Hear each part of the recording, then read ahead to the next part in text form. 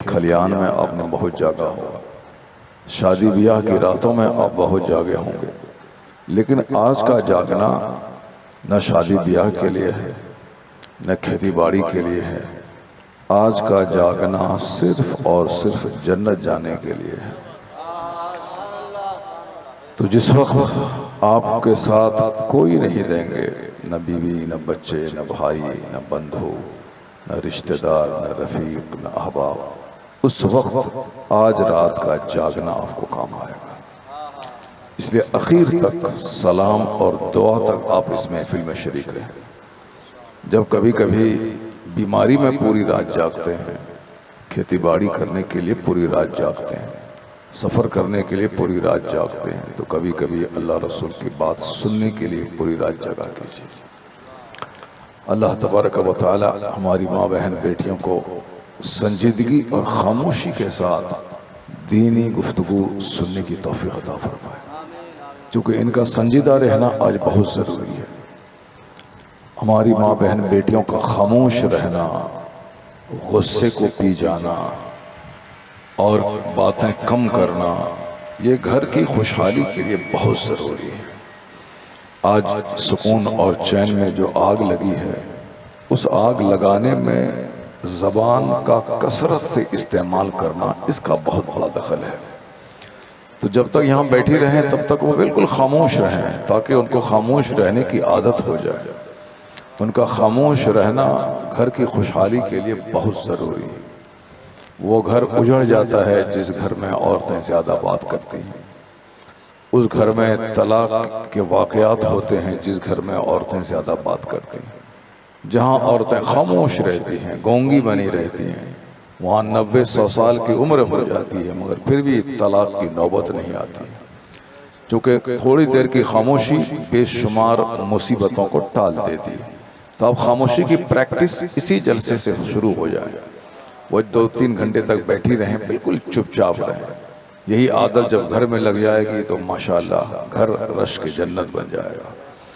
गुफ्तगू सुनने से कबल आइए हम और आप अपने ईमान और इश्क की खेती को हरी भरी करने के लिए एक बार मोहब्बत से बुलंद आवाज़ से दरूद पाक पढ़ें। सारे लोग मिलकर पढ़ें, अल्लाहुम्मा सल्लि अला सय्यदना व मौलाना मुहम्मद मअदन जूद वल करम व आलिहि व बारिक व सल्लिम सलातो व सलामन अलैका या रसूल अल्लाह।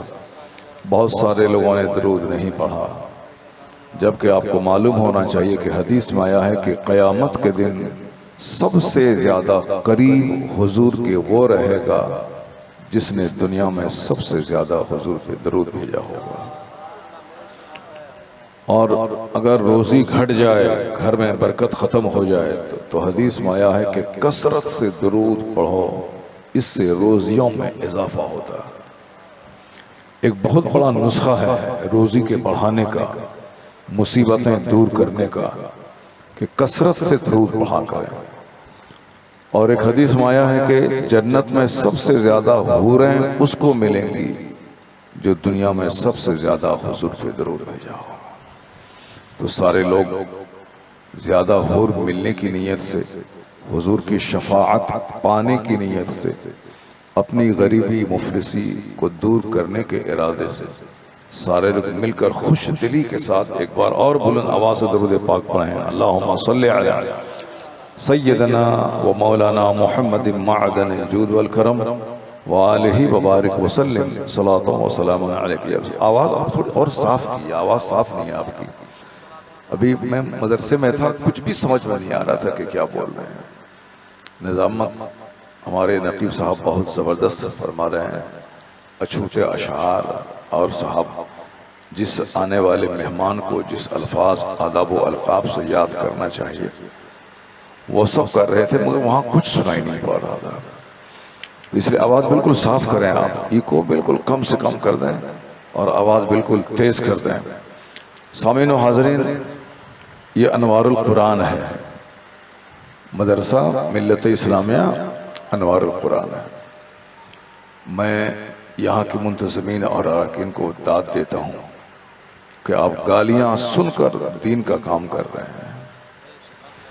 आप दूसरों के दरवाजे पर जाकर अपने लिए नहीं दीनी इदारे के लिए भीख मांग कर आप मसलक का काम कर रहे हैं। अपने लिए मांगना ऐब और जिल्लत की बात है, और दीनी इदारों के लिए मांगना ये इज्जत की बात है। अपनी बेटिया की शादी के लिए मांगना ये जिल्लत है, क्योंकि बाप का चेहरा उस वक़्त जलील हो जाता है जब एक बाप दूसरे मालदार के दरवाजे पर अपनी बेटी की शादी के लिए भीख मांगता है। मस्जिद में जब कोई चंदा करता है अपने घर की तामीर के लिए, अपने बीमार के इलाज के लिए, तो उसके चेहरे से जिल्लत टपकती है। लेकिन अगर दरसे कुरान के लिए, इदारे के लिए अगर कोई चंदा करता है, उससे इज्जत नहीं, उससे जिल्लत नहीं बल्कि इज्जत टपकती है। अल्लाह ताला उसकी इज्जतों में इजाफा कर देता है, क्योंकि फॉर सेल्फ, अपने लिए नहीं, फॉर द सेक ऑफ अल्लाह, अल्लाह के लिए वो शख्स दूसरों के दरवाजे पे खड़ा है। तो ज़कात और सदक़ात और खैरात वसूल करके मदरसा चलाना इस दौर में स्कूल, यूनिवर्सिटी और कॉलेज बनाने से बड़ा काम है। क्योंकि स्कूल, कॉलेज, यूनिवर्सिटी आजकल नाम तालीम का है लेकिन काम बिजनेस का है। साहब 2-2, 3-3, 4-4 लाख रुपए डोनेशन और रिश्वत लेके एडमिशन होता है। मेडिकल कॉलेज अगर किसी ने खोल दिया है तो फिर तो क्या है, 50 लाख, 1.5 करोड़ रुपए देकर लोग अपने बच्चों का एडमिशन उस कॉलेज में करवाते हैं। जब 1 करोड़ रुपए देकर कोई बच्चा डॉक्टर बना होगा, उससे हम क्या उम्मीद रख सकते हैं कि वो गरीबों का भला करेगा, वो खिदमत खल्क करेगा। वो तो 1 करोड़ के बजाय 50 करोड़ कमाने के लिए गरीबों, मुफलिसों, देहातियों, सहों का खून करेगा। वो उसकी ज़मीन बेचवाएगा, उसके घर बंधक रखवाएगा, नॉर्मल डिलीवरी को सिजरिंग करवाएगा। उसको सिर्फ पैसा चाहिए और कुछ नहीं चाहिए। लेकिन अगर मदरसा अगर जिंदा हो गया, मदरसा अगर जिंदा हो गया, अगर यहाँ से प्रोडक्शन ज़्यादा पैदावार यहाँ से ज़्यादा होने लगी, लोग ज़्यादा आलिम, हाफिज, कारी, मुफ्ती बनने लगे, तो समाज में चोर और डकैत में इजाफा नहीं होगा, बल्कि समाज में वली, कुतुब, अब्दाल, नेक लोगों की तादाद में इजाफा हो जाएगा। जिस ज़माने में मदरसा जवान था, उस वक़्त सारा समाज इंसानों से भरा था। लेकिन जब से मदरसा कमज़ोर हो गया, इंसानों की तादाद घट गई, रिश्तेदारियां ख़त्म हो गई, लोग सिर्फ पैसे की ज़बान जानते हैं।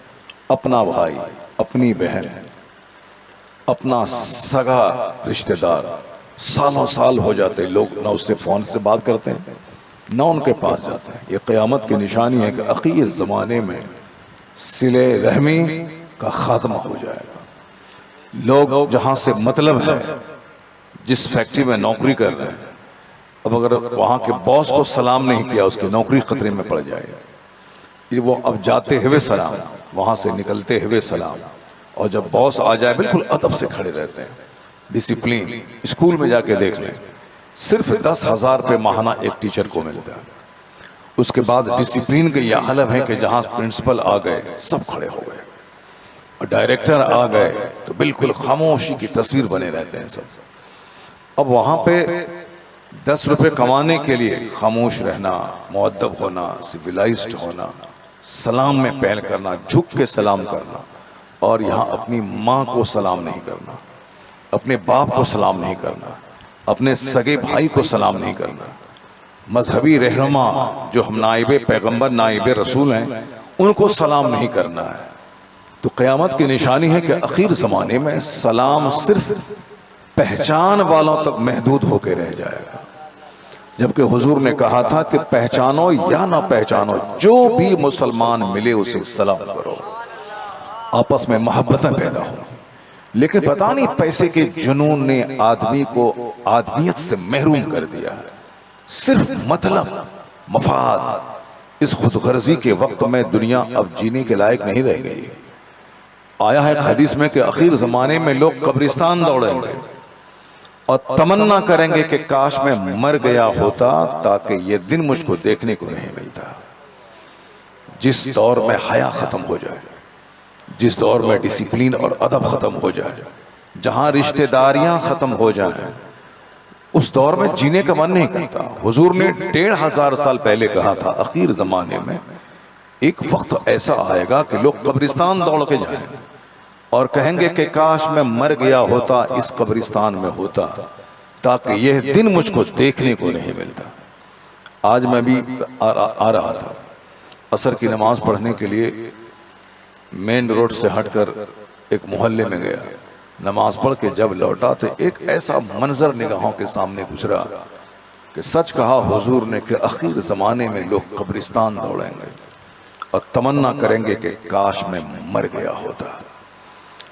पहले लोग दूसरे सब मनाजिर देखते थे, लेकिन अब एंटी नेचुरल सीन्स, खिलाफ फितरत मनाजिर देखने को मिल रहे हैं और आप जीने की फिक्र कर रहे हैं। एक वक्त ऐसा आएगा, आ चुका है कि लोग मरने की फिक्र करेंगे कि मैं मर जाऊं, और आप जीने का सपना देख रहे हैं। जिसका दिल मर चुका हो वही जीने का सपना देखेगा, वरना जिसका दिल जिंदा है वो यही कहेगा कि काश मैं इस दिन को देखने से पहले मर गया होता। हुजूर ने क्या फरमाया कि आखिर जमाने में हथेली पर आग रखना जितना मुश्किल होगा, उतना ही ईमान बचाना मुश्किल हो जाएगा।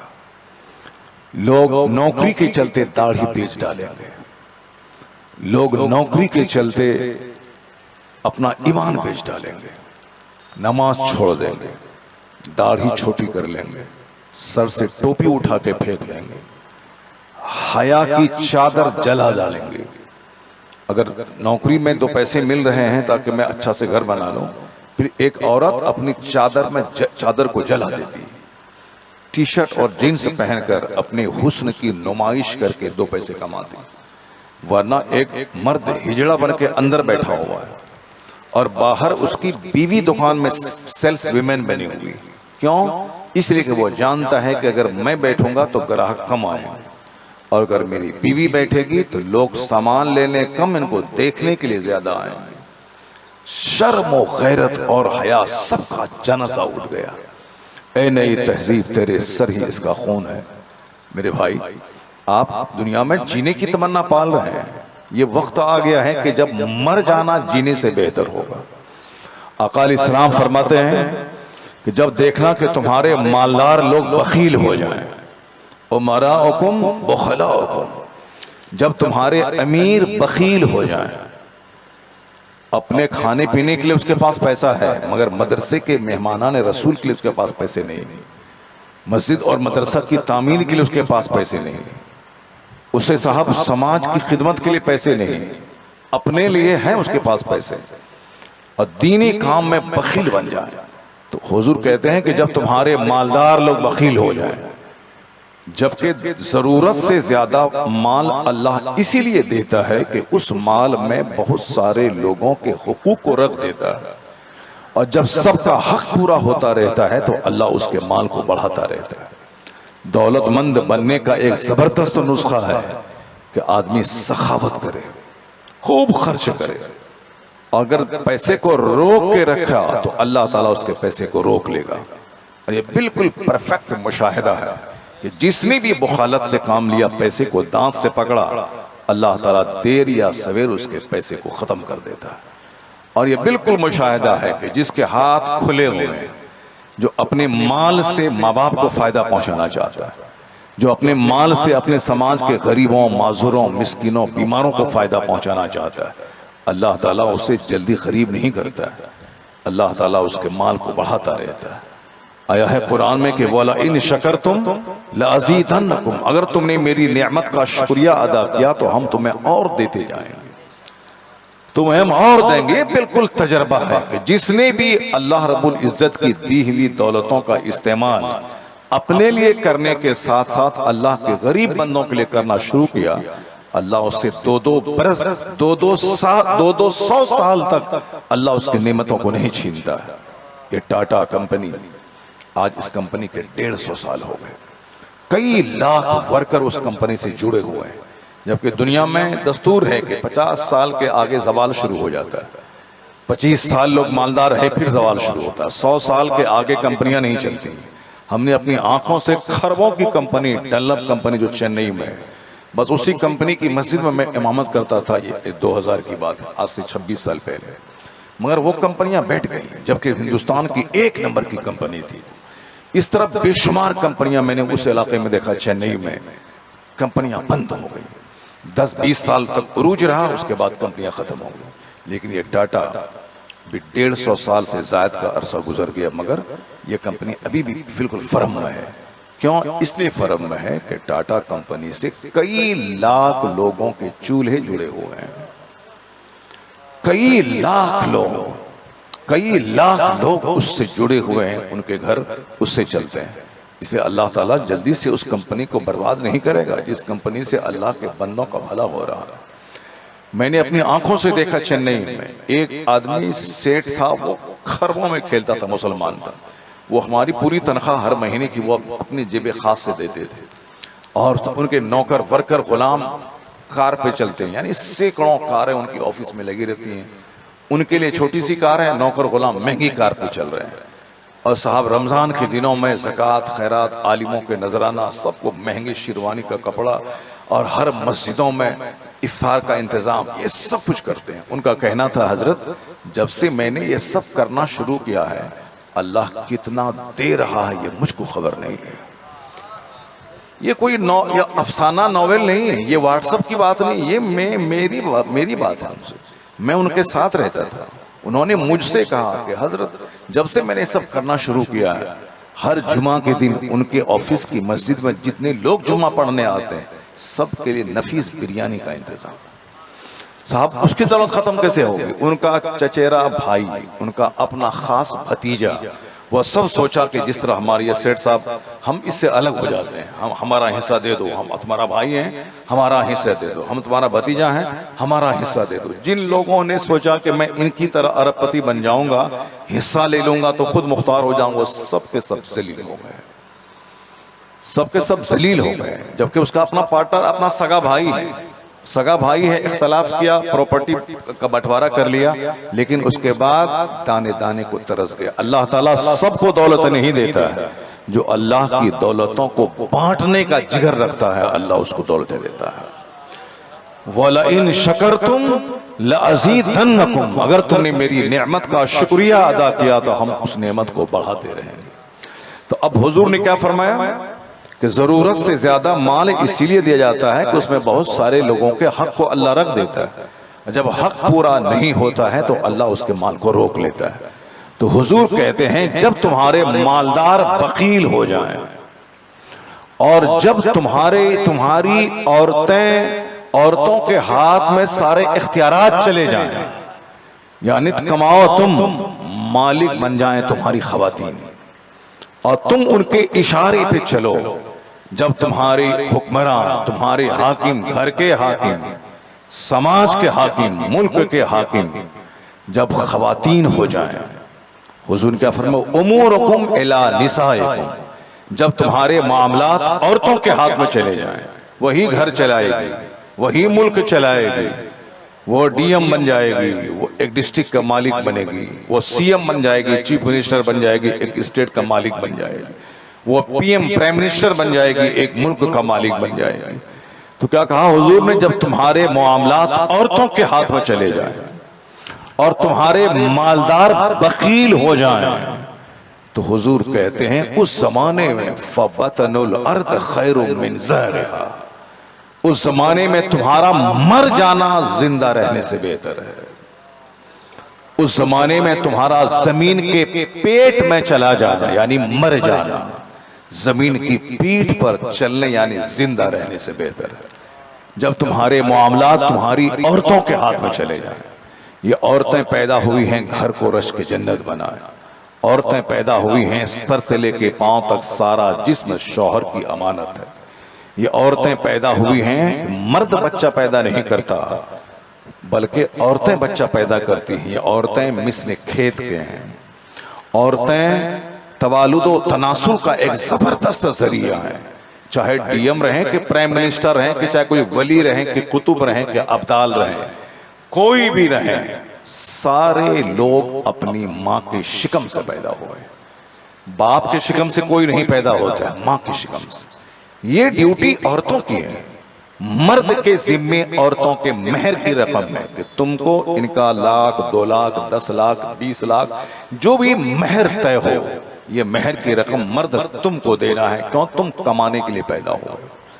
इस औरत की रोटी, इसका कपड़ा यानी नानो नफका, इसका इंतजाम तुमको करना है कि तुम मर्द हो, ये खातून है। ये सिन्फ नाजुक है, इसका जिस्म नाजुक है, इसकी सोच नाजुक है, इसका ख्याल नाजुक है। ये घर में रहेंगी, इनका सारा जिम्मा तुमको उठाना होगा। मेहर की रकम तुमको देनी होगी। वलीमा का खाना तुमको खिलाना होगा। वलीमा का खाना और औरत का बाप नहीं देगा, या औरत अपने माल से नहीं करेगी। वलीमा का खाना मर्द देगा। इस रुए जमीन पर सबसे नफीस खाना गया वलीमा का खाना। और जब वलीमा की दावत मिले, शौक से जाइए, क्योंकि अल्लाह का नाम लेकर शादी होती है और उस शादी के शुक्राने में खाना खिलाया जाता है कि दुल्हन को लेकर घर आया और इसी खुशी में अपने दोस्त अहबाब को खाना खिलाया जाता है, उसी को वलीमा कहते हैं। इससे बेहतर इस जमीन पे कोई खाना नहीं है। वलीमा का खाना तो कौन खिलाएगा? ये मर्द करेंगे, शौहर करेगा, औरत नहीं करेगी।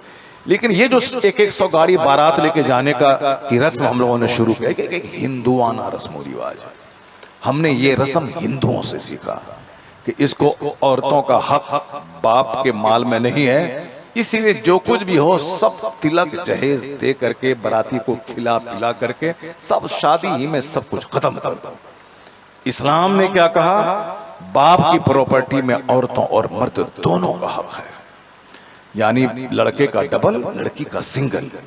डबल इसीलिए कि लड़के को कहीं से मिलने वाला नहीं है, लड़की को इसलिए कि लड़की को बाप से भी मिलेगा, शौहर से भी मिलेगा, उनके बेटे की प्रॉपर्टी से भी मिलेगा। 3 जगहों से औरतों को मिलेगा। बेटा मर जाए तो उसकी प्रॉपर्टी में माँ का हक है, शौहर मर जाए उसकी प्रॉपर्टी में बीवी का हक है, अब बाप मर जाए तो उसकी प्रॉपर्टी में बेटी का हक है। यानी औरतों को 3 जगहों से माल मिलने वाला है।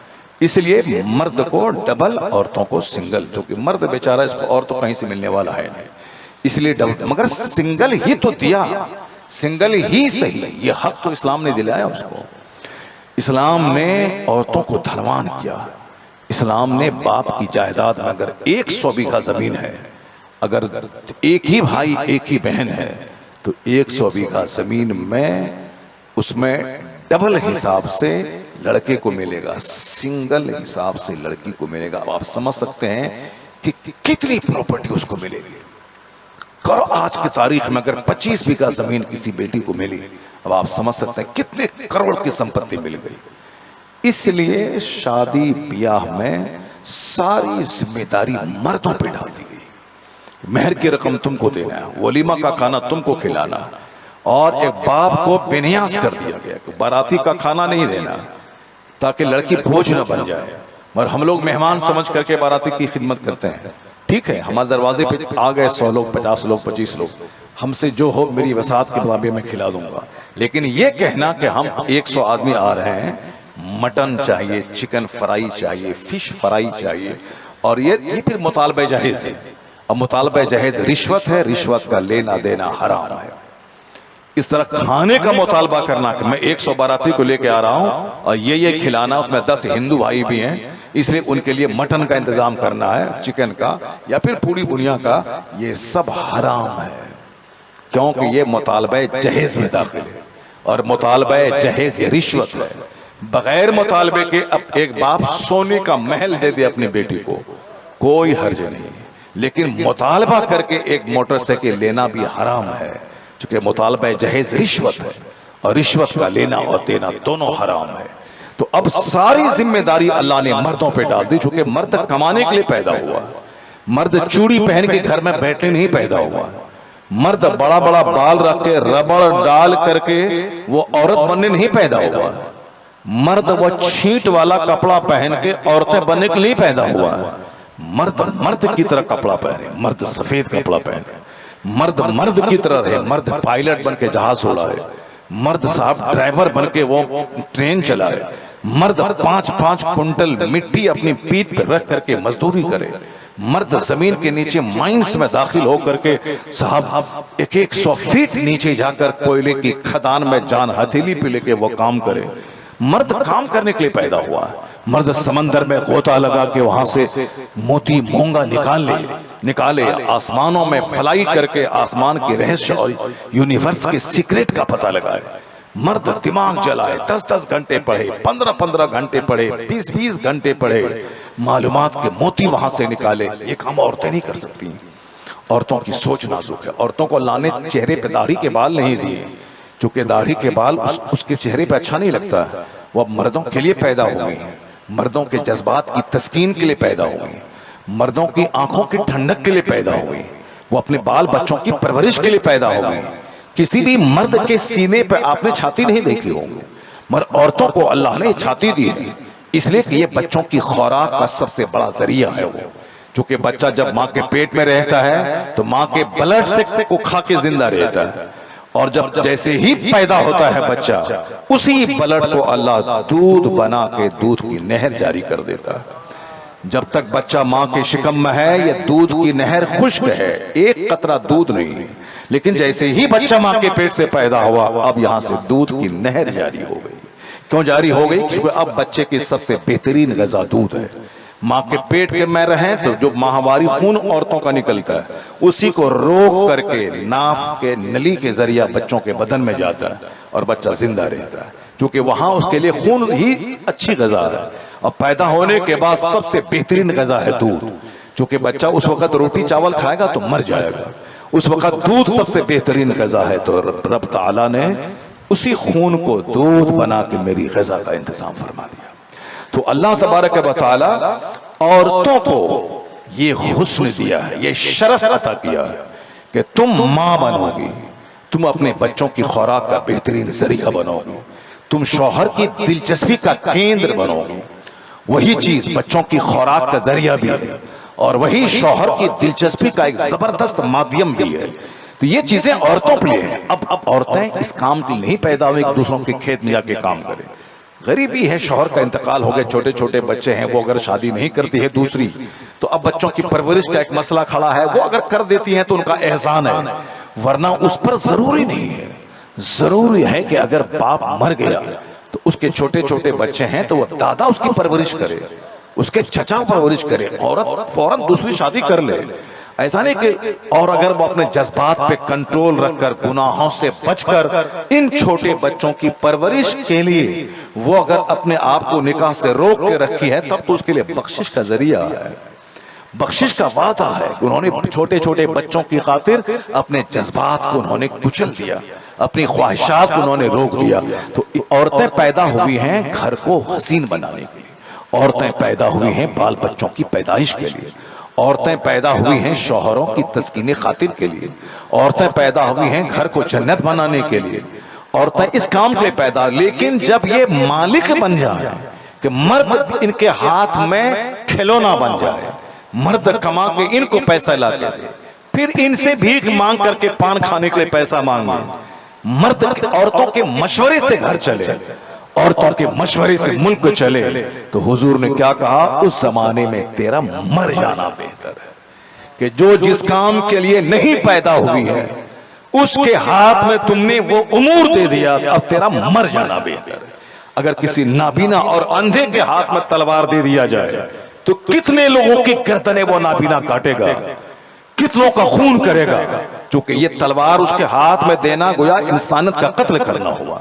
नाबीना के हाथ में तलवार नहीं दिया जाता है, इसलिए तलाक का इख्तियार सिर्फ मर्दों को दिया गया है, औरतों को नहीं दिया गया, क्योंकि तलाक एक गन है और यह गन चलाने का पावर सिर्फ मर्द को दिया गया है। औरतों को इसलिए नहीं दिया गया कि मर्द कमाने के लिए पैदा हुआ, वो दिल्ली में जाएगा, पंजाब जाएगा, हरियाणा जाएगा, वो सऊदी अरब जाएगा, अमेरिका जाएगा, कमाएगा।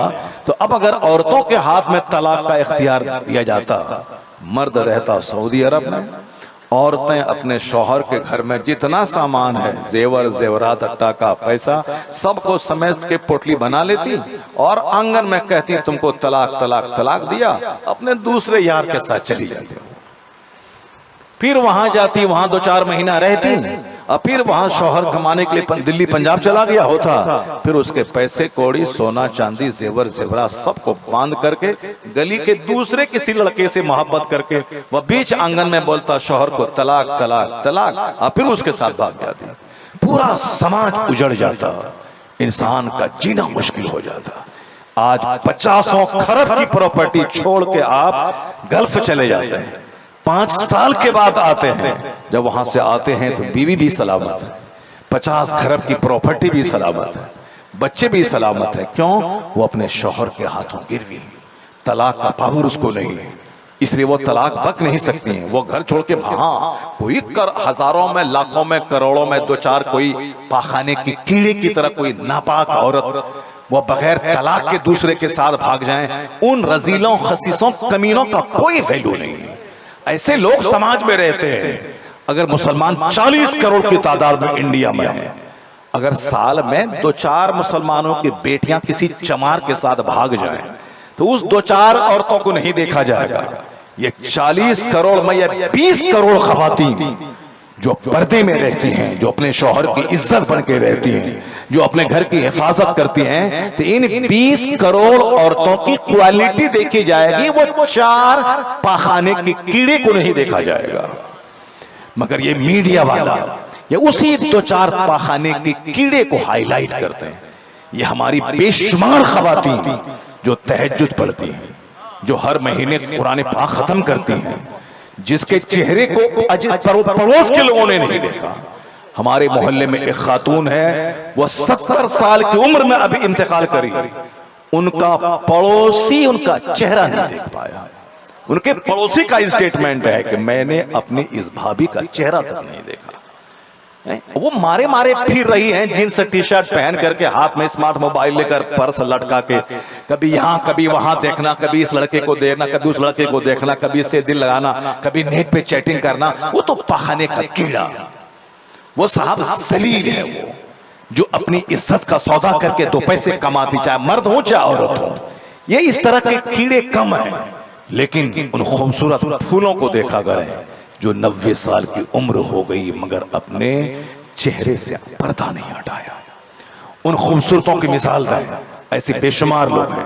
दिल्ली गवाह है, जब औरतें हमारी इस तरह की थी कि 80-90 साल की उम्र तक उनके चेहरे पे अजनबी मर्दों की नजर न पड़े, तो फिर समाज वलियों से भरा था, समाज कुतुब अब्दाल से भरा था। महबूब इलाही की वालदा राबिया असर हद सैयदा ज़ुलेखा है, अधचीनी जो एम्स से थोड़ा आगे बढ़ेंगे आप, कुतुब वो मेहरौली शरीफ की तरफ, कुतुब मीनार की तरफ, तो बीच में सड़क से इधर से एम्स से जाते हुए राइट साइड और मेहरौली से आते हुए लेफ्ट साइड में अधचीनी में एक दरगाह है माई साहिबा की, बिल्कुल बड़ा सा बोर्ड लगा हुआ सड़क किनारे, माई साहिबा। वो सरकार महबूब इलाही की वालदा है, उनका मज़ार है। दुआएं बहुत वहाँ कबूल होती हैं, वो दुआ मुस्तजाबुद दावात वो आस्थाना है। मैंने वहां 12 मैंने हाजिरी दी, मुस्तजाबुद दावात दुआएं कबूल होती हैं। महबूब इलाही की वालदा है। मालूम है आपको, महबूब इलाही की वालदा के बारे में आया है कि उनके चेहरे को अजनबी मर्द ने कभी नहीं देखा। वो अपनी इज्जत की हिफाजत की, शौहर के विसाल के बाद भी अपने बच्चे की पढ़ाई लिखाई परवरिश का पूरा इंतजाम किया, मगर कभी दुपट्टा सर से नीचे नहीं उतरा। तब अल्लाह ने उसके बेटे को वलियों का सरदार महबूब इलाही निजामुद्दीन औलिया बना दिया। इतना बड़ा वली दिल्ली का कि जब हुकूमत थी दिल्ली में मुसलमानों की, चपरासी से लेके बादशाह तक सब डिपार्ट के लोगों को तहज्जुद गुजार बना दिया महबूब इलाही ने। और आजकल तो 1 लाख मौलाना में 5 लोग भी तहज्जुद पढ़ते होंगे, लेकिन वहां चपरासी से लेके बादशाह तक सबको तहज्जुद गुजार बना दिया। किसने? महबूब इलाही। यानी वो दौर दिल्ली का सबसे खूबसूरत दौर था। उनकी रूहानियत, उनकी तरबियत, इखलासो लिल्लाहियत और तबलीग का जबरदस्त खूबसूरत अंदाज, उनका मजबूती से सब्र और इस्तिक़लाल का पहाड़ बनकर जमी रहना, इस्लाह का खूबसूरत अंदाज के बादशाह रात में जाकर तहज्जुद पढ़ के कुरान पाक की तिलावत कर रहे हैं।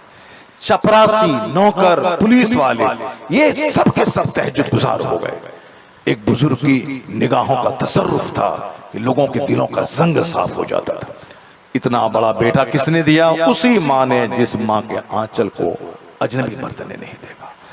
उसी महरौली शरीफ में एक दरगाह है हुजूर कुतुबुद्दीन बख्तियार काकी रज़ी अल्लाह ताला नाइब गरीब नवाज का। अंदर घुसते हुए कॉर्नर पे एक आस्ताना है, सूफी निजामुद्दीन अबुल मुअय्यद की वालदा का मजार है, उनकी माँ का मजार है, उसके सटे हुए उनके बेटे सूफी निजामुद्दीन, और ये दूसरे निजामुद्दीन है, महबूब इलाही वो अलग हैं, ये दूसरे सूफी निजामुद्दीन अबुल मुअय्यद है, उनके भी सटे उनकी माँ का मजार है। एक करामत वहां आज भी तख्ती पे लिखी हुई। एक बार दिल्ली में बहुत कहर छाया, लोग परेशान हो गए पानी के लिए, बारिश नहीं हो रही थी, मवेशियां जानवर मरने लगे पानी की किल्लत की वजह से, फसलें जलने लगी, लोग परेशान हो गए।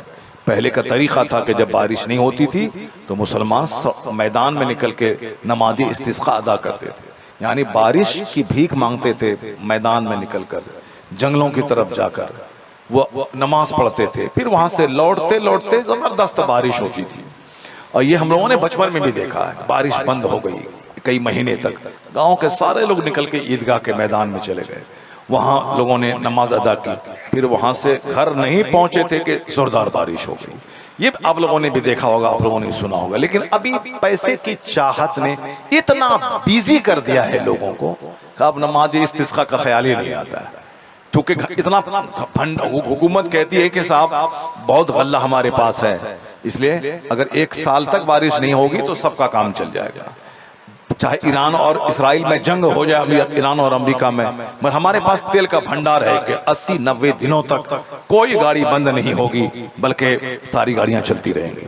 हुकूमत दिलासा दिलाती, तेल का भंडार मेरे पास है, गेहूं का भंडार मेरे पास है, चावल का भंडार मेरे पास है। तो अब लोगों को फुर्सत ही नहीं कि नमाज इस्तिस्का पढ़े। हाँ, जब वो जबरदस्त कहत आएगा, लोग ताने ताने को तरस जाएंगे, तब थोड़ा सा गुरूर टूटेगा लोगों का। अल्लाह न करे कि वो दिन आए। अभी समाज में 100 आदमी में सिर्फ 2 आदमी नमाज पढ़ते हैं, 98 लोग नमाज नहीं पढ़ते हैं, जबकि नमाज पढ़ना सबसे बड़ा फर्ज है। फातिहा, मिलाद, दुआ, दुरूद, जुलूस मोहम्मदी, मुहर्रम का खिचड़ा, 11वीं का बकरा, ये सब नफल है, अच्छा काम है, फर्ज नहीं है कि नहीं करेगा तो मुजरिम हो जाएगा। मगर नमाज पंजगाना पढ़ना यह फर्ज आजम है, सबसे बड़ा फर्ज है, हज से भी बड़ा फर्ज है, क्योंकि हज सब पर फर्ज नहीं है माल वाले पे, मगर नमाज सब पर फर्ज है।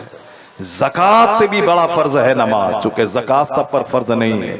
माल है, 1 लाख है तो 2500 ज़कात, 1 करोड़ है तो 2.5 लाख ज़कात, 2 करोड़ है तो 5 लाख ज़कात। माल है तो ज़कात, माल नहीं है कोई ज़कात नहीं। कुर्बानी सब पर वाजिब नहीं, माल वाले पर वाजिब।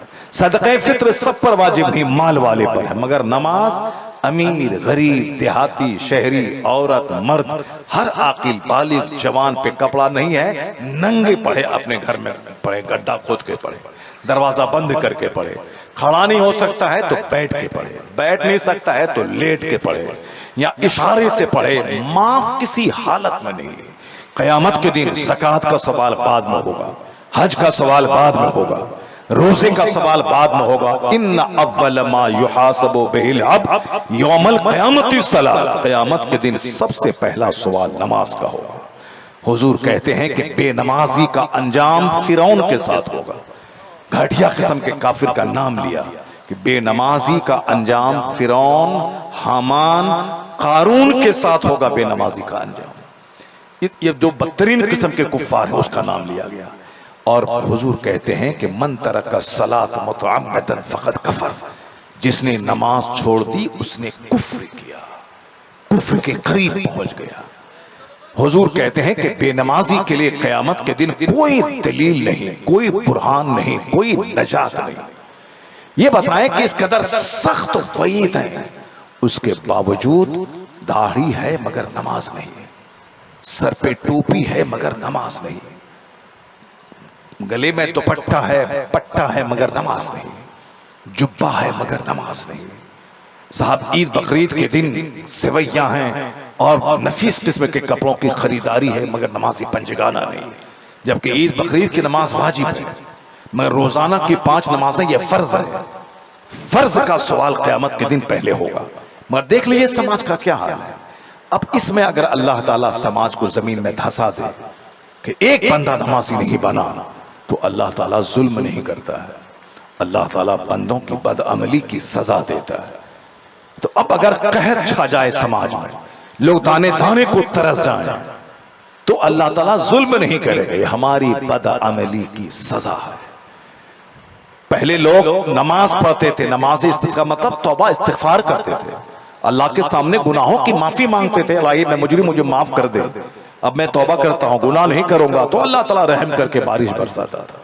लेकिन अब तो उस नमाज का ख्याल तक नहीं है, नमाज इस्तिस्का का ख्याल नहीं है, सूरज ग्रहण लगा उस नमाज का ख्याल नहीं है, चांद ग्रहण उस नमाज का ख्याल नहीं है, बल्कि सब अपने घर का दरवाजा बंद करके बाल बच्चों में मसरूफ है। नहीं होगा। बगदाद में जब लोग अपने बाल बच्चों में मस्त रहने लगे, अपने घरों में जब नाच कूद का माहौल, शराब का माहौल, गम दूर करने के लिए, इंजॉय करने के लिए शराब पीने लगे, दौलत बढ़ाने के लिए सूद खाने लगे, जब कहा गया है कि सूद खाने का गुनाह इतना खतरनाक है कि सूद के गुनाह के 70 रैंक हैं, उसमें सबसे लोवेस्ट रैंक यह है कि अय्यन कहा रजुल उम्मा, कि एक मर्द अपनी मां से ज़िना करे। सूद खाने के गुनाह का 70 दर्जा है, 70 दर्जा, 1 2 3 4 5, 1 की सजा, 2 की 3 की 70वां, यानी सबसे लोवेस्ट डिग्री ये है कि अय्यन कहा रजुल उम्मा, कि मर्द अपनी मां से ज़िना करे। सबसे अदना दर्जा ये है। जो बड़ा दर्जा सूद खाने का जो गुनाह का है वो कितना खतरनाक होगा।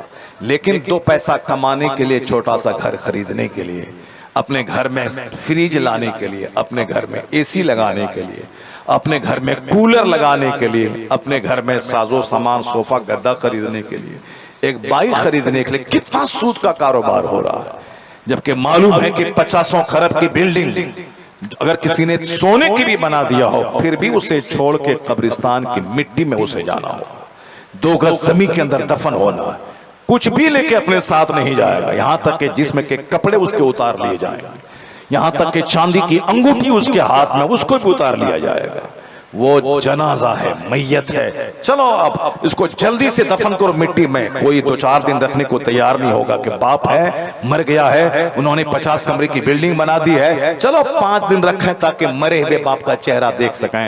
नहीं, उसको 5 घंटे उसको नहीं रखेगा, लाश सड़ जाएगा, सारे घर में ताफून फैल जाएगा, उसको जल्दी से दफन कर देना है।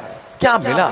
50 खरब का मकान बनाने के लिए कितना झूठ बोलना पड़ा, कितनी नमाज छोड़नी पड़ी, कितने गुनाह करना पड़ा, कितना सूद खाना पड़ा। रिजल्ट क्या आया? 0, कुछ नहीं, हाथ खाली कब्रिस्तान चले गए, रिजल्ट 0 हुआ। लोग समझते नहीं, लोग सिर्फ चंद पैसा कमाने के जुनून में बढ़ते चले जा रहे। देखिए दिल्ली में कहर छाया, बारिश रुक गई, मुसलमान सड़कों पे आ गए, हजारों की तादाद में लोगों ने नमाज इस्तिस्का अदा की, मगर फिर भी बारिश हो नहीं रही। लोग आ गए, मशाइख आ गए, उलमा आ गए, अवामुन्नास लोगों में से, मगर बारिश नहीं हो रही। उसी दौरान सूफी निजामुद्दीन अबुल मुअय्यद वो अपनी माँ की हुजरे में गए, माँ का दुपट्टा हाथ में लिया और उस हाथ में लेके कहा, इलाही ये उस औरत का दुपट्टा है जिस औरत को मरते दम तक किसी गैर मर्द ने नहीं देखा। इलाही उस खातून के इस दुपट्टे का वास्ता है कि तू बारिश रहमत का नज़ूल फरमा दे। इधर दुआ खत्म नहीं हुई थी कि घंघोर घटा छाई, मूसलाधार बारिश हुई, दिल्ली और दिल्ली का सारा इलाका जल थल हो गया। माशाअल्लाह, सुभान अल्लाह। कहत साली दूर हो गई कि मेरी माँ, वो औरत अगर जिसकी शादी हुई, पता चल जाए शौहर को कि ये शादी से पहले स्कूल के 2-4 लड़कों के साथ इसका गलत संबंध था, तो शौहर की निगाहों से उतर जाओगे। कभी जिंदगी में तेरी मोहब्बत शौहर के दिल में नहीं पैदा हो पाए। भले ही बाल बच्चों का चेहरा देख के वो तुझको तलाक नहीं दे, मगर जब भी चेहरे पे नजर पड़ेगी और जब वो सीन आएगा कि ये वो है जो 2 साथियों की गोद में झूल चुकी है, या तो गैरतमंद शौहर घर छोड़ के भाग जाएगा, या तुमको तलाक दे देगा, या खुद जहर खा के मर जाएगा। ऐसा नहीं कि जो किया पढ़ने के जमाने में कि आप शादी हो गया सब खेल खत्म है। सारी जिंदगी डरती रहोगी कि मेरे उस ऐप पर मेरे शौहर की नजर न जाए। सारी जिंदगी फोन करके अपने उस यार को माफी मांगती रहोगी, भीख मांगती रहोगी कि खबरदार तुम मेरे शौहर को मत बताना, जो हो गया सो हो गया उस दिन में, मगर मेरे शौहर को खबर ना हो जाए। मैं तेरा हाथ पकड़ती हूँ, तेरा पांव पकड़ती हूँ, मैं भीख मांगती हूँ, तुम मेरे शौहर को कभी उस राज को मत बताना। सारी जिंदगी वो डरती रहेगी कि कहीं वो छोकरा मेरे शौहर को मेरी हरकतों के बारे में खबर न कर दे। जो औरत अपनी इज्जत की हिफाजत करती है, जिनका न जबान जिसकी बहकी, न आंख बहकी, न चेहरा बहका, न हाथ बहका, न कदम बहके, वह सारी जिंदगी बोल्ड रहेगी। वह सारी जिंदगी अपनी इफ्फत मापी पे नाज करेगी। कभी कोई खतरा नहीं रहेगा कि मेरी इज्जत शौहर की निगाह में गिर जाएगी। नहीं नहीं, वो हमेशा बोल्ड रहेगी, उसकी बात में पुख्तगी रहेगी, चूंकि तकवा, परहेजगारी, इफ्फत मापी उसको अंदर से मजबूत बना देती है। जो औरतें गुनहगार हैं, जो औरतें अपनी इज्जत का सौदा कर चुकी हैं, जो औरतें अपनी जवानी का गलत इस्तेमाल कर चुकी है, कभी बोल्ड नहीं होंगी। हजरत उस्मान गनी का जमाना है, एक शख्स की शादी हुई, शादी के 6 महीने के बाद बच्चा पैदा हो गया। अब 6 महीने बच्चा पैदा होता नहीं। यह केस तफसीर इब्न कसीर की रिवायत है कि वो नौजवान उस्मान गनी की बारगाह में आया, कहा अमीरुल मोमिनीन, मेरे घर में शादी हुई है, शादी के 6 महीने के बाद मेरा बच्चा पैदा हुआ, मगर 6 महीने बच्चा पैदा होता नहीं है, इसलिए बच्चा मेरा नहीं है। मगर मेरी बीवी कहती है कि नहीं, मैंने कोई गलत काम नहीं किया, ये तुम्हारे ही हमल से बच्चा पैदा हुआ है, मेरे पांव फिसले नहीं हैं, ये तुम्हारे हमल से ही बच्चा पैदा हुआ है। जरा कुरान पाक का एक मौजज़ा भी मुलाहिजा कीजिए, और फिर एक पाक बाज औरत की बोल्डनेस मुलाहिजा कीजिए। औरत कहती है शौहर, ये बच्चा तुम्हारा ही है, क्योंकि मैंने आज तक कोई गलत कदम नहीं उठाया। शौहर बोला कैसे मानो, जबकि ऐसा समाज में होता नहीं है, 6 महीने में बच्चा पैदा होता नहीं है। कहा इस मामले को लेकर अमीरुल मोमिनीन के पास चलो। दोनों मियां बीवी उस्मान गनी के पास आए, दामाद मुस्तफा के पास आए। आपने केस को सुना। औरत बोल्डली कहती थी कि यह बच्चा शौहर का है, चूंकि मैंने कोई गलत कदम नहीं उठाई। नेकी थी जो उसको हिम्मतवर बना दिया था, उसका तकवा था जो उसको अंदर से बोल्ड बना दिया था। कमजोर औरत कभी ऐसा नहीं कह सकती, इसलिए कमजोर खातून मत बनो, वरना तेरा बच्चा कमजोर पैदा होगा, तेरा बच्चा चोर, उचक्का, गुंडा, मवाली पैदा होगा।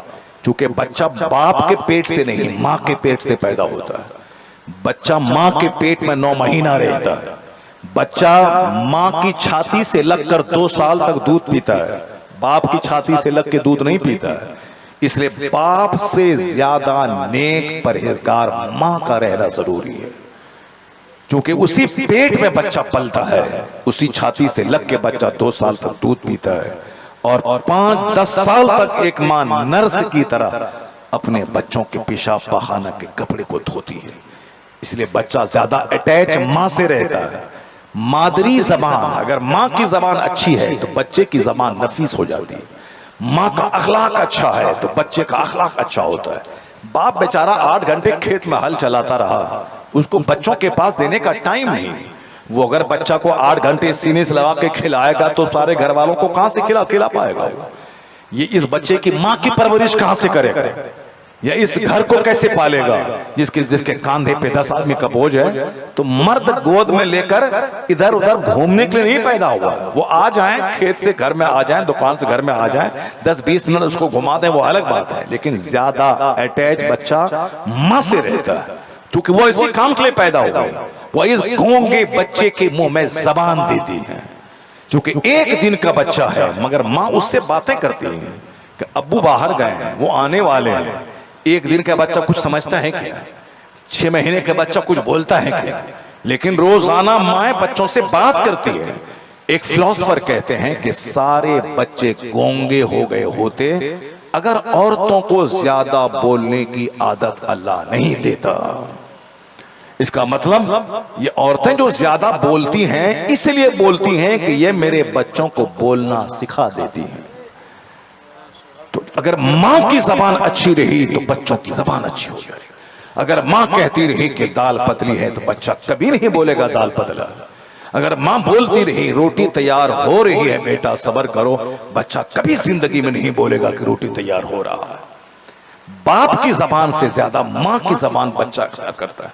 इसलिए मर्द से ज्यादा औरतों का नेक रहना जरूरी, औरतों की जबान का नफीस रहना जरूरी, औरतों का सिविलाइज्ड और डिसिप्लिन रहना जरूरी, मर्द का भी रहना जरूरी है, क्योंकि मर्द ही बीज डालता है और बीज अगर सड़ा हुआ हो तो फसल सड़ी पैदा होगी। इसलिए मर्द का रहना अच्छा जरूरी है। इससे ज्यादा पाकबाज औरतों का रहना जरूरी है, क्योंकि बच्चा औरतों से ज्यादा अटैच रहता है। वो औरत बोल्ड थी क्योंकि वह गुनाह नहीं करी थी, उनके हाथ पांव सब सारे पार्ट्स गुनाहों से सेफ थे। अमीरुल मोमिनीन के सामने उन्होंने गवाही दी कि अमीरुल मोमिनीन ये बच्चा मेरे शौहर का है, मैंने कोई गलत कदम नहीं उठाई है। तकवा परहेजगारी में बोल्डनेस। कमजोर खातून कमजोर औलाद जन्म देगी। शौहर कहा मैं कैसे मानूं जबकि 6 महीने बच्चा पैदा होता नहीं। अमीरुल मोमिनीन दोनों की बातें सुनने के बाद ये फैसला सुनाने वाले थे कि ये बच्चा इस शौहर का करार नहीं दिया जा सकता है, क्योंकि बच्चे 6 महीने में तबल्लुद पैदा नहीं होते हैं। इसलिए ये बच्चा इस शौहर का करार नहीं दिया जाएगा। गौर से सुनिएगा, करार नहीं दिया जाएगा। लेकिन इसी दौरान हजरत मौला अली मुश्किल कुशा तशरीफ ले आए। वह मौला अली शेर खुदा जिनके बारे में हुजूर ने कहा था अना मदीनतुल इल्म व अली बाबुहा, I am city of knowledge and Ali is the door of it. मैं इल्म का शहर हूं और अली उस शहर का दरवाजा है। मौला अली के सीने पे हुजूर ने अपना दस्ते मुबारक रखा था। उसके बाद आप कहते हैं कि उसके बाद से मेरा सीना इतना कुशादा हो गया, इतना ओपन हो गया कि कोई भी सवाल आता फौरन उसका जवाब मेरे दिमाग में आ जाता। एक बार एक छत पे एक बच्चा चढ़ा, वो बच्चा किनारे की तरफ भाग रहा था, रेलिंग नहीं थी। माँ बुलाती है बेटा आ जाओ, गिरेगा मर जाएगा, मगर बच्चा की आदत होती है, माँ बुलाती है तो बच्चा पीछे भागता है। वो पीछे भाग रहा था, गिर जाएगा। वो औरत फौरन छत से नीचे उतरी, मौला अली के पास गई, कहा कि हुजूर मेरा बच्चा छत पर है, बुलाती हूं तो आता नहीं है, वो पीछे भागता है, पीछे भागेगा बगैर रेलिंग के छत से गिर जाएगा हुजूर। तो मौला अली ने ये नहीं कहा कि ये कौन सा तरीका हुआ साहब, मैं नमाज रोजे हज ज़कात तलाक निकाह खुला इबादत ये हमसे पूछो ताकि मैं बताऊं, मगर तुम ये बोली कि मेरा बच्चा छत पे है, वो बुलाती हूं तो आता नहीं है, हम क्या जा रहे हैं, हम क्या करें, तुम जो तरकीब करना करो। नहीं, वो मौला अली थे। कहते हैं कि हुजूर ने मेरे सीने पे जब से हाथ रखा, इतना कुशादा मेरा सीना हुआ कि कोई भी प्रॉब्लम आता फौरन उसका हल मेरे दिमाग में आ जाता। औरत बोली आपने बगैर ताखिर के कहा कि जाओ, जिन्स को जिन्स से प्यार होता है, इस उम्र के बच्चे को ले जाकर बीच छत में रख दो, तुम्हारा बच्चा किनारे से उसके पास आ जाएगा। आपकी गोद में बच्चा है 2 साल का, सामने वाले के गोद में 2 साल का बच्चा, आप सोने का कटोरा भी बच्चे को देंगे तो वो नहीं लेगा, वो उसी बच्चे को देखेगा, वो उसी बच्चे की हाथ की टॉफी देखेगा, वो इसकी गोद से उतर करके उसके साथ वो खेलना चाहेगा। वो खुद हमको तजर्बा है, बच्ची मेरे साथ में है, मैं उसको खिला रहा हूँ, बाहर से 6 महीने के बाद मैं घर आया हूँ, मगर वो मेरे से दिल नहीं लगा रही है, वो सामने उसी उम्र का बच्चा वो उतर के उसके पास खेलना चाह रही है। जिन्स को जिन्स से प्यार होता है। जैसे ही वो खातून ये बोली कि ये कौन सा मसला, कुछ नहीं, वो गई मोहल्ले से एक बच्चा को पकड़ा, छत लग दिया, उसका बेटा जो किनारे था वो उसके पास आके खेलने लगा। जब खेलने लगा तो औरत गई, हाथ पकड़ी और उसको नीचे उतार दिया। वो मौला अली कौन साइकोलॉजिस्ट होगा जो मौला अली से बड़ा ब्रेन रखता होगा। मौला अली जब कहा उस अमीरुल उस्मान गनी से कि क्या मैटर है, कहा मैटर है कि शादी के 6 माह हुए, बच्चा तवल्लुद हुआ और लड़का कहता है मेरा बच्चा नहीं है, कैसे हो सकता है। मौला अली ने कहा कि आपकी क्या राय है, जरा जोर से बोलिए सुभान अल्लाह, हाथ उठा के बोलिए ला इलाहा इल्लल्लाह। हाँ, सर झुका के मत बैठिए, बल्कि मेरी तरफ चेहरा देखिए, मेरी तरफ आंख उठा के देखिए, सर झुकेगा नींद आ जाएगी, मुझको देखिए। बस 1-2 बातें मैं और करूंगा, मेरा टाइम होने वाला है, 1 घंटा होने वाला है। अब मैं आपसे जा रहा हूं, बात चूंकि बात से बात पैदा होती है, ये भी तकरीर ही मैंने नहीं शुरू किया, अभी तुम्हारा मेरा टॉपिक जो था वो उस टॉपिक को मैंने टच नहीं किया, और उसी टॉपिक से रिलेटेड ये एक पैराग्राफ भी है, इसको सुन लें आप, गौर से सुने, गौर से सुने, सर नीचे नहीं सर ऊपर रखें, कुरान का मौजज़ा देखें, मौला अली के इल्म का कमाल देखें, और उस समाज के खवातीन की बुलंदी देखें। मेरी माँ बहन बेटियां स्कूल कॉलेज के पढ़ाई के नाम पे चौपट हो गई, जो अपने चेहरे का सौदा, हाथ का सौदा, अपने जिस्म का सौदा, प्यार मोहब्बत के नाम पे जिनाकारी, ये प्यार नहीं जिसका नाम दिया गया, जिनाकारी है, ये प्रोस्टिट्यूट है, ये फहाशी है, ये बेहयाई है। ऐसा नहीं कि जबरदस्ती किसी औरत के साथ किया तो ये क्राइम है, और दोनों आपसी रजामंदी से करें तो ये क्राइम नहीं है, ऐसा नहीं है। वो ज़िना बिल जबर है, जो जबरदस्ती किसी 5 लड़के मिलकर एक औरत का किडनैप करे, उसके साथ मुंह काला करे, ये ज़िना बिल जबर है। लेकिन वो भी ज़िना ही है जब दोनों आपसी रजामंदी से करें, वो भी ज़िना ही है, बाहमी रजामंदी से ज़िना ही है। हाँ, अलबत्ता समाज के 10 लोगों के, 5 लोगों के, 4 लोगों के बीच में वो दोनों शादी का कॉन्ट्रैक्ट और मुआयदा कर लें, समाज को गवाह बनाकर, चाहे 2 आदमी मिनिमम क्यों ना हो, अब ये शादी हो गई, अब ये कॉन्ट्रैक्ट हो, लड़का भाग नहीं सकता है, तुमने मेहर के बदले में इसको अपने निकाह में लिया है, अब इसकी परवरिश तुम पर लाजिम है। समाज की निकाह में मुजरिम होगा वो जो उस औरत को छोड़ के भाग जाए। और हदीस में आया है कि जो भगोड़ा अपनी बीवी और अपने बच्चों को छोड़कर घर से भाग जाए, कोई फर्ज, कोई नफल कबूल नहीं होगा उसका, वो खाने काबा का खिलाफ थाम के मर क्यों ना जाए काबा में, कोई फर्ज, कोई नफल कबूल नहीं होगा। इसलिए कि बाल बच्चों के को छोड़ के भागना नहीं है। और यही वो हदीस पाक में जो तहदीद आई है, जिसकी वजह से 1000 घर में लड़ाई झगड़े हों, कुछ भी हो, मगर शौहर घर छोड़ के नहीं जाता, वरना कितने घर उजड़ जाते हैं। औरतों की जबान तो कटीली होती, वो तो सिर्फ शौहर को काटना जानती है साहब, सारी शिकायतें शौहर से ही होती है, उसको शौहर के घर में रहना, शौहर के घर में रानी बन के रहना, फिर सारी लड़ाई शौहर से ही होती है, सारी लड़ाई शौहर की माँ से होती है, सारी लड़ाई शौहर के बहन से होती है, जिस घर में वो रहती है, सास उसी घर में, ननद उसी घर में, ननद उसके शौहर की बहन है, उस अपनी बहन की तरह माने, सास अपने शौहर की माँ है, अपनी माँ की तरह उसको इज्जत दे, नहीं, सबसे ज्यादा दुश्मनी उसी शौहर की माँ से, सबसे ज्यादा दुश्मनी उसी शौहर की बहन से। वो तो शौहर का दिल है, सीना है, चौड़ा है मर्द का सीना, जो सब सह लेता है। माँ को गाली दे, माँ की शिकायत, चलो ठीक है, अब बेचारा क्या करेगा, एक तरफ बीवी है, उसको तलाक दे, मारे पीटे तो घर का सुकून तबाह हो, एक तरफ माँ है, अगर वो नाराज हो तो जन्नत तबाह हो जाए। अब बच्चों को जन्नत भी, लड़के को जन्नत भी सलामत रखना है और घर की खुशी भी सलामत रखनी है, इसीलिए सारा घोंट पी करके जिंदा रहता है, घर आबाद है। बाहर से लगता है कि 1 करोड़ की बाउंड्री है, 50 करोड़ का घर है, 55 लाख की फॉर्च्यूनर दरवाजे पे खड़ी है, क्या मजे की जिंदगी होगी अंदर की, क्या मजे की जिंदगी होगी, क्या घर में फूल खिल रहा होगा खुशी का, ये दूर से देखने में लगता है। 1 करोड़ की बाउंड्री, 50 करोड़ का घर, 55 लाख की फॉर्च्यूनर, क्या मजे की जिंदगी। हम लोग कोई आदमी है उसके सामने क्या, लेकिन जब दीवार से कान लगा के सुनेंगे तो पता चलेगा मिट्टी के घर में जो सुकून है वो सुकून उस महल में नहीं है। वहां उसकी बीवी चप्पल से मारती है अपने शौहर को, लेकिन ये अपनी इज्जत बचाने के लिए बोलेगा समाज में कि मेरी बीवी मुझको मारती है, वो अपने भाई को भी नहीं बोलेगा, वो अपने बाप को भी नहीं बोलेगा, न गांव की मुखिया समिति प्रधान को बोलेगा। ये सब तमाशा चलता है। वो फॉर्च्यूनर पे इधर बैठे हैं, बीवी बगल में बैठी है, मार्केटिंग हो रही है, साहब मॉल में चले गए हैं दोनों, ये सामान वो सामान, क्या मजे की है। घर लौट के आइए फिर समझ में आता है कि क्या तमाशा हो रहा है। वो कश्मीर गए, डल झील में, वो बोट कश्ती है, पानी में कश्ती झील में, उसमें 2-4 दिन रहा, फिर घर आए, लक्तम चुत्तम शुरू है। ये शौहर का जिगर है कि सब सहता है, ये दूर से देखने में अच्छा लगता है।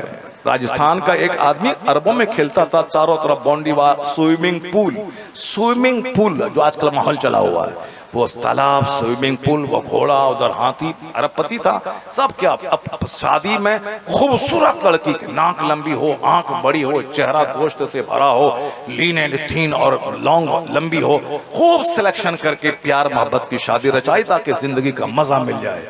1 साल के बाद जब उसका दोस्त वहां गया, 2 दिन ठहरा, 1 मिनट के लिए दोनों शौहर बीवी की आंख नहीं मिली, बात नहीं किया। मौलाना साहब ने पूछा कि क्या है, पिछले बार आए थे तो 1 मिनट दोनों अलग नहीं होते थे, साए की तरह चिपके रहते थे, स्विमिंग पूल में, सोफा पे, घर में, डाइनिंग हॉल में। अभी मैंने 24 घंटे से तुम्हारे घर में हूं, मगर एक बार बात करते हुए नहीं देखा। क्या मतलब है? जो हमारे छोकरे ये समझते हैं कि साहब गुटखा खा ले, जिंदगी का मजा मिल जाएगा।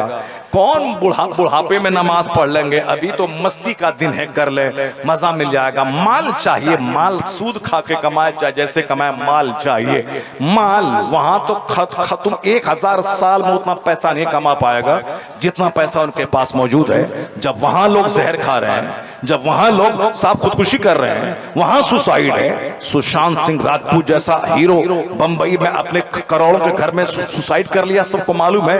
कोरोना काल के जमाने में 30 साल की खूबसूरत तरीन औरत, करोड़ों जिसके फैंस थे, वो अपने घर में जहर खा के मर गई। सड़ी हुई लाश दरवाजा तोड़ के पुलिस वाले ने निकाला।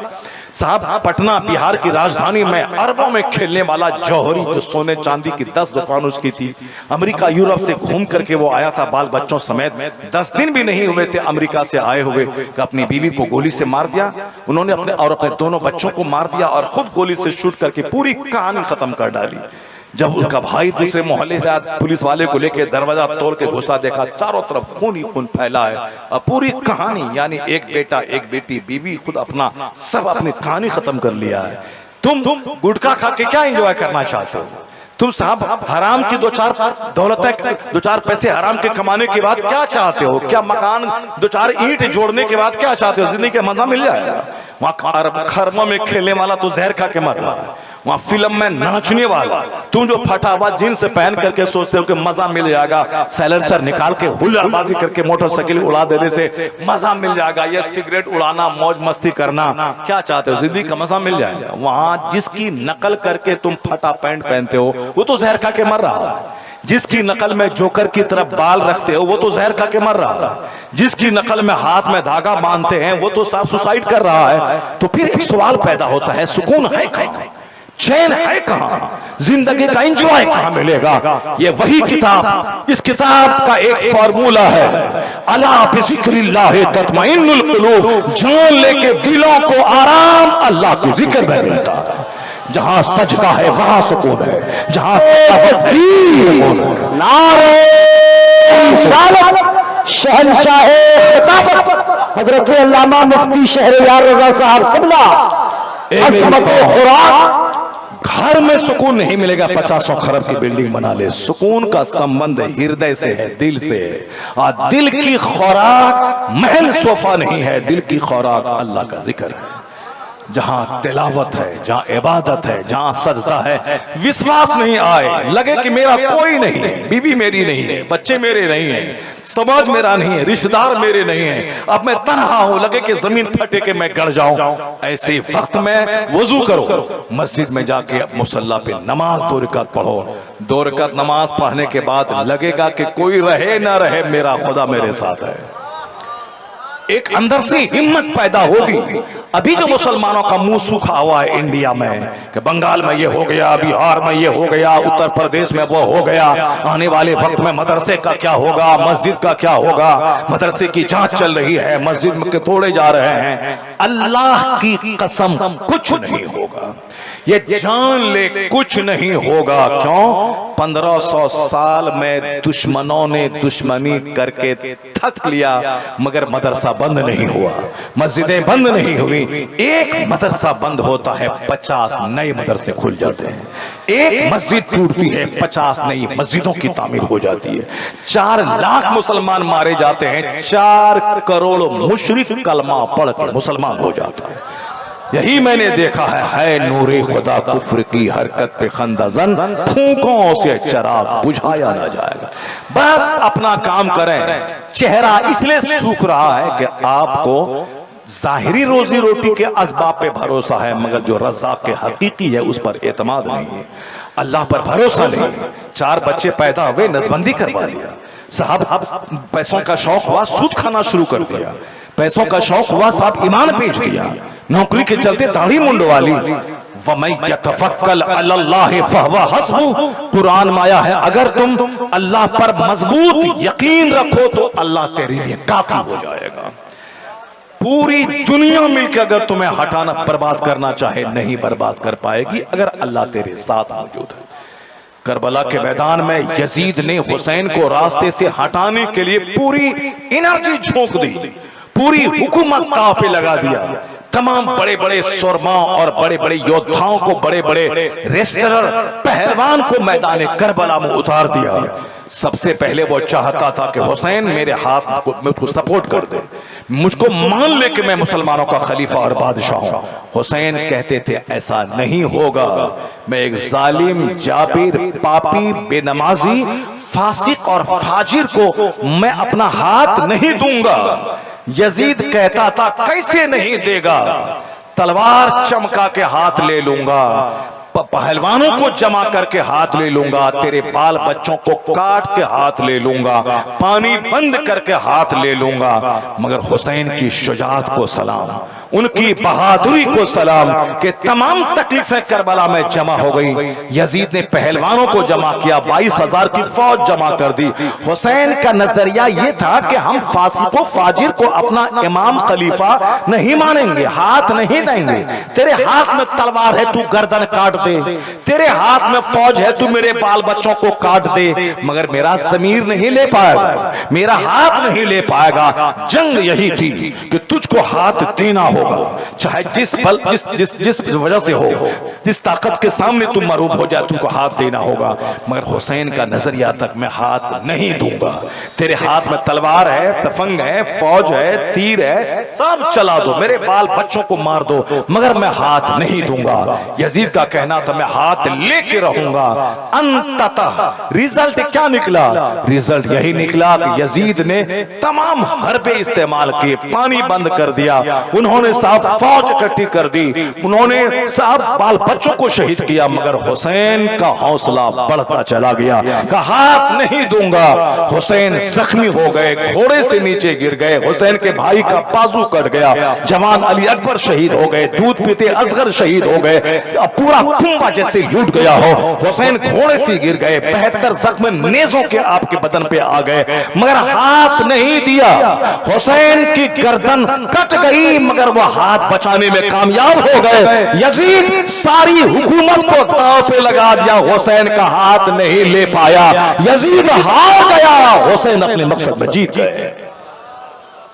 हुसैन जीत गए, चूंकि हाथ नहीं दूंगा, नहीं दिया। यजीद कहा था हाथ ले लूंगा, नहीं ले पाया, सारी ताकत झोंक दी, मगर हुसैन का हाथ नहीं ले पाए। कौम मुस्लिम, यह हुसैन आजम की कहानी नाचने की कहानी नहीं है, यह हुसैन करबला का वाकया या ढोल बजाने की कहानी नहीं है। ये करबला का वाकया या बांस और बल्ली और माठ करके उसमें दुलदुल बना करके, 2 कब्र बना के, घुमा के, 2 पैसा कमा के, चरस और अफीम और तारी शराब पी के नाचने की कहानी नहीं है। औरतों को जमा करके पानी डलवा के औरतों से पैसे लेके ताड़ी पीने की कहानी नहीं है। ये कहानी है सब्र की, ये कहानी है शुजाअत की, ये कहानी है बहादुरी की, ये कहानी है चाहे हालात जैसे भी हो जाए, मरना तो है ही ना, एक दिन तो मरना है, चाहे 100 साल में मरो, चाहे 200 साल में मरो, जब मरना ही है तो गीदड़ों की मौत क्यों मरनी है? जान दे देने मगर अपना ईमान कभी नहीं देना। ये करबला का सर्रा सर्रा यही बताता है। हुसैन की कब्र से आज भी यही आवाज आती है, मगर बुरा हो मुसलमानों का जिन्होंने नारे तकबीर, नारे रिसालत, औलादे गौसे आज़म, नबी रहे सरकार मखदूम अशरफ सन्नानी, हुजूर ताबिश अशरफ अशरफुल जिलानी हुजूर तशरीफ ला रहे हैं। पूरा मजमा आले रसूल के इस्तकबाल में खड़ा हो और एहतरामन उनके चेहरे की ज़ियारत करे। नारे तकबीर, नारे रिसालत, अशरफी दूल्हा, अशरफी दूल्हा, नबी रहे हुजूर मखदूम अशरफ, औलादे गौसे आज़म, हज़रत अल्लामा सैयद ताबिश अशरफ अशरफुल जिलानी। नारे तकबीर, नारे रिसालत। बस हो गया मेरा, हो गया। अब बैठे बस। नहीं बैठा, नहीं बस बस हो गया मेरा खत्म, काम खत्म हो गया, बैठ जाए, बस हो गया बैठ जाए। सामईन हाज़रीन, ये अशरफी दूल्हा तशरीफ ले आए। अब इनके चेहरे को भी देखिए। जिस हुसैन आज़म का चर्चा मैंने किया, उस हुसैन आज़म के ख़ानदान के चश्मो चिराग यहाँ जलवागर हो गए। मैं सिर्फ एक मैसेज दे के जाना चाहता हूँ कि करबला की कहानी ये इमाम बाड़े की कहानी नहीं है। करबला की कहानी सिर्फ ताज़िया उठोने की कहानी नहीं, करबला की कहानी सब्र की कहानी, शुजाअत की कहानी। हुसैन आज़म ने सब कुछ लुटा के बता दिया कि अगर तुम्हारी जिंदगी में ऐसा कोई लम्हा आ जाए कि दाढ़ी बचाओ या नौकरी, ईमान बचाओ या साहब अपनी बेटी, ऐसे मौके पर ईमान बचाना, गर्दनें कटवा देना। उसी मौला अली की औलाद में से टीपू सुल्तान इसी हिंदुस्तान में थे, 1799 में शहीद हो गए। अंग्रेजों ने गर्दनें काट दी। ऑफर दिया था कि तुम आराम से खाओगे पियोगे, शान से रहो, बाकी हुकूमत मेरी रहेगी, तुम्हारे बाल बच्चों को आराम से इज्जत के साथ खिलाया पिलाया जाएगा। टीपू ने कहा था कि गीदड़ों की 100 साल की जिंदगी से शेर की एक दिन की जिंदगी बेहतर है। टीपू ने हाथ में तलवार उठाई, घोड़े से कूदा, अंग्रेजों के खिलाफ जिहाद का बिगुल बजाया, खुद जख्मी होकर शहीद हो गए। का शेर की एक दिन की जिंदगी गीदड़ों की 100 साल की जिंदगी से बेहतर है। तुम हुसैन आजम के मानने वाले हो, उनकी औलाद, उनका खानदान अभी तुम्हारे हिंदुस्तान में मौजूद है, इसलिए कभी किसी बंगाल वालों की शरारत से मत डरना और चेहरा लटका के मत बैठना। हालात चाहे जो आ जाए, हुसैन आजम की कब्र से आवाज आ रही है, बातिल से दब के जीना है तौहीन जिंदगी। ये ऐलान कर रही है आज भी तुरबत हुसैन की, बातिल से दब के जीना है तौहीन जिंदगी। ये जीवन का अपमान है, ये जिंदगी की तौहीन है। जो हुसैन आजम को समझ लिया वो अपनी नौकरी को लात मार देगा मगर ईमान को नहीं बेचेगा। हुसैन आजम को जो समझ लिया वह 1 करोड़ रुपए कमाने वाला कोई बदअकीदा, कोई बदमजहब, कोई मुर्तद, कोई काफिर होगा, वो उसको अपनी बेटी नहीं देगा। वह 5 रुपए के चलते उस मुर्तद और मुर्तदा का निकाह नहीं पढ़ाएगा, बल्कि जिसको हुसैन से प्यार होगा, हुसैन के मिशन से प्यार होगा, वह करोड़ों को लात मार देगा, अपना ईमान बचा देगा। मेरी माँ बहन बेटियां वो भी गौर करें, खबरदार, जवानी कितने दिनों तक रहेगी? 25 साल, 25 साल के मतलब 25 सेकंड, फिर उसके बाद क्या होगा? बुढ़ापा, ख्वाहिशात खत्म, मरने के बाद खरबों साल की जिंदगी वहां जहां सदा रहना है, मौत ही नहीं है। नजर आखिरत पे रहे, नजर जन्नत पे रहे, नजर आने वाले उस मुस्तकबिल पे रहे जो मरने के बाद आने वाला है। अगर वहां नजर रहेगी तो दुनिया की लज्जतें छोटी पड़ जाएंगी। आज चूंकि आखिरत की बात ही हम घर में नहीं करते, इसलिए हमारे बाल बच्चे इसी जमाने की छोटी सी लज्जत को सब कुछ समझ बैठते हैं। नतीजे में पुराने अखलाक और तहजीब से बिगाड़ करके वो 2-4 दिन की रंगीनी की खातिर दुनिया के हाथों का खिलौना बन जाते हैं। ईमान प्यारा है, ये हुसैन ने बताया है।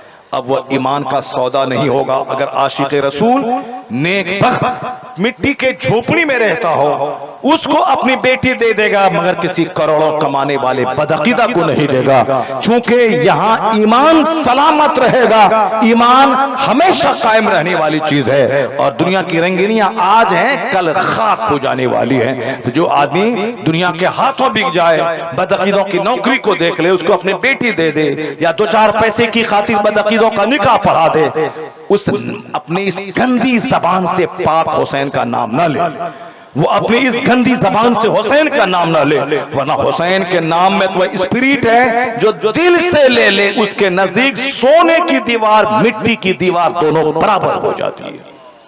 हुसैन आजम इस्तेहकाम और इस्तिकामत और इस्तिकलाल के पहाड़ का नाम है। छोड़ दे सारी चीजें, खुराफात वाहियात, सारी चीजें जो शिया और राफिजियों और बदअकीदों की दी हुई चीजें हैं, सबको छोड़ दे। ये ताजियादारी साहब, उसमें दुल्लुल बनाना, घोड़ा बनाना, कबर बनाना, उसमें जाके औरतों का आना, मिन्नतें मांगना, ये सब जहालत, सब नाजायज काम है। इन सारी चीजों को छोड़ दे। मुहर्रम की 10वीं तारीख को सारा समाज मिलके हुसैन आजम के नाम से कुरान खानी करे। सबील लगाए, लंगर बांटे, और अगर ज्यादा शौक है तो 1 लाख मुसलमान मौन जुलूस निकाले, सफेद कपड़ा पहन के, हाथ में झंडा लेके वो चले और कहे कि हम अमन पसंद लोग हैं, हम जुल्म नहीं करते, हम अपनी गर्दनें दे देते हैं मगर ईमान का सौदा नहीं करते हैं।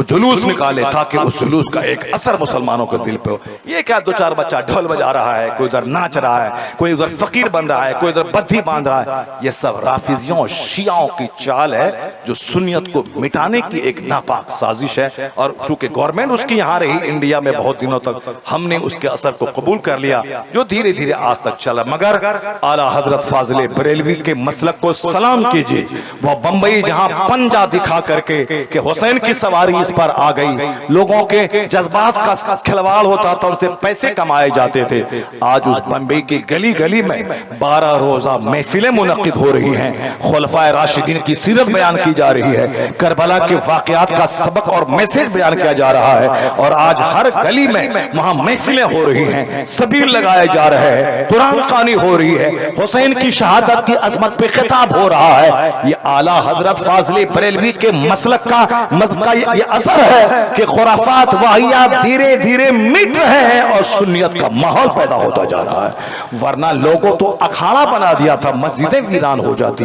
लोग सिर्फ अखाड़ा और मसनूई फर्जी करबला को पर जोर दिया था। मगर ये मसलक के आला हजरत की देन है कि आज धीरे धीरे वो तमाम खुराफात का खात्मा हो रहा है। ये उलमा इकराम की हिम्मतों को दाद देता हूँ जो अपनी नौकरी छोड़ दी मगर उन्होंने हक बयान किया मेंबर से, उन्होंने मस्जिदों से, मदरसों की चटाई से, जलसों, सीरत की महफिलों से हक बयान किया, और उसी का यह असर है कि आज वह ढोल बजाने का माहौल खत्म हो रहा है, हुसैन की सीरत बयान करने का माहौल पैदा हो रहा है। अल्लाह तबारक तआला आला हज़रत की कब्र को रहमत व नूर अता फरमाए, जिनकी मेहनतों से आज उलमाए कराम का वक़ार बहाल है, जिनकी मेहनतों से आज फतवा की इज्जत मौजूद है, जिनकी मेहनतों से खुराफात वाहियात हटकर उनकी जगह पे शरीयत और सुन्नत का राज कायम है। साफ लफ्जों में मदरसे मिट गए होते, खिताबात खत्म हो गए होते, आलिमों की इज्जत मिट्टी में मिल गई होती, लेकिन आज भी फतवे की धमक है, आलिमों की दस्तबोसी हो रही है, मजलिसों की कदर हो रही है। ये एहसान अहमद रजा खां फाजिले बरेलवी का है जिसने इल्मे दीन और शरीयत की आबरू बचा दी है। अल्लाह तबारक व तआला हम सबों को हुसैन आजम के इस मिशन को सीने से लगाने की तौफीक अता फरमाए। अल्लाह ताला तमाम खुराफात वाहियात बिदअत और तमाम झड़नी मर्सिया फालतू चीजों को त्याग देने की तौफीक अता फरमाए। मैंने आज ही एक फतवा पढ़ा है कि जो मुरव्वजा ताज़ियादारी है, ताजुश शरिया का फतवा है कि इस ताज़ियादारी के लिए चंदा देना ये भी हराम है और ममनू है।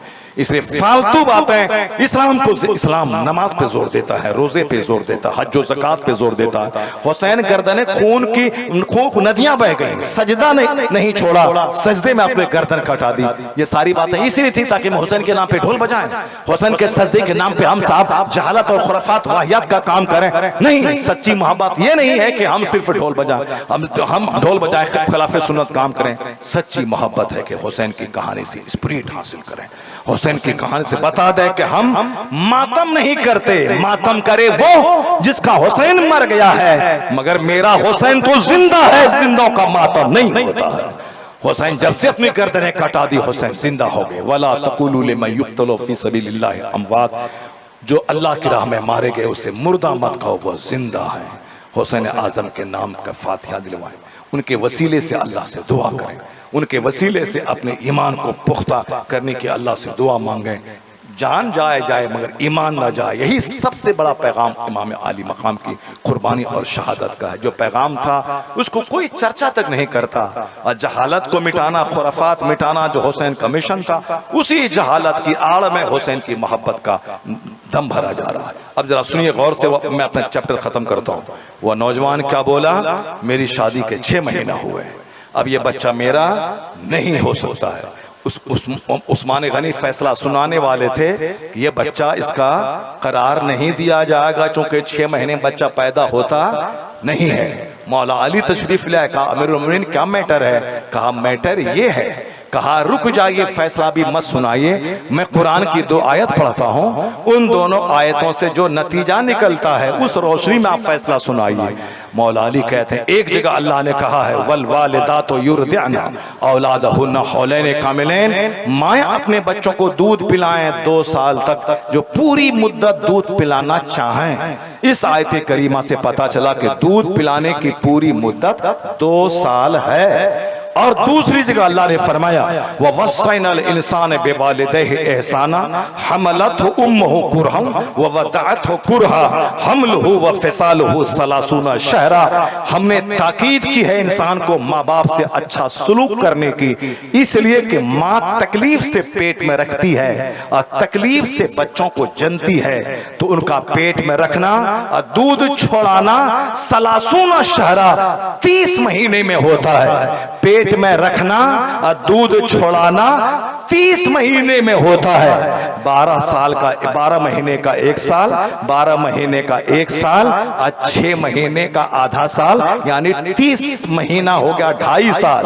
तो अब इस आयत में आया कि दूध पिलाने की मुद्दत है 2 साल, और इसमें कहा गया कि दूध पेट में रखने और दूध छुड़ाने की मजमूई मुद्दत है 2.5 साल। तो 2.5 साल में से दूध पिलाने की 2 साल की मुद्दत को माइनस कर दिया जाए तो हमल की मुद्दत बच जाती है 6 माह। मौला अली की इस तहकीक पर हजरत उस्मान गनी रज़ियल्लाहु ताला अन्हु खुश हो गए।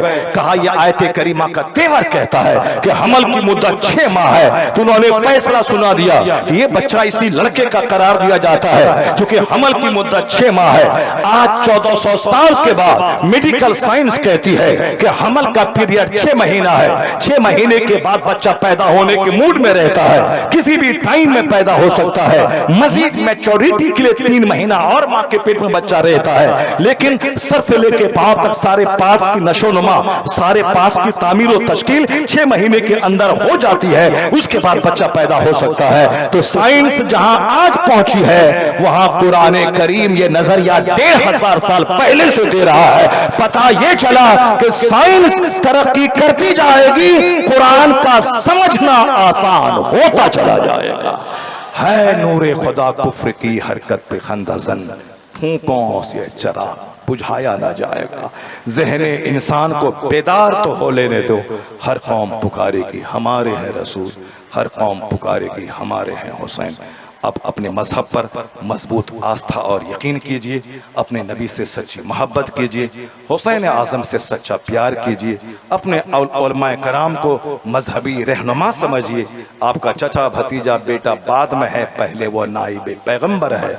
नाइब पैगंबर समझकर सम्मान दीजिए, तब उनकी बातों की कदर होगी, तब उनकी बातें आपके दिल में उतरेंगी। अगर आप नफरत करने लगे इनसे तो फिर तो और तमाशा होगा, बदकारियों का तमाशा होगा। पहले ज़माने में आलिमों की इज्जत थी, एक जुमला जुमा को कहते थे सारा समाज उसको मानता था। आलिमों की इज्जत थी, आलिम कहते थे ये हराम है, सारा समाज उसको हराम समझता था। आलिम कहते थे ये जायज़ है, सारा समाज उसको जायज़ समझता था। लेकिन जब से आलिमों की इज्जत की जैसी की तैसी हो गई, अब सब आजाद हो गए, सब मुंहफट हो गए। जिसके मुंह में जो आ रहा है बोल रहे हैं, जिसके मन में जो आ रहा है कर रहा है। इसे जरूरत है कि अपने उलमा किराम से प्यार किया जाए, मदरसों से प्यार किया जाए। हुजूर ने कहा खैरुकुम मन तअल्लमल कुरान व अल्लमहु, तुम में सबसे बेहतर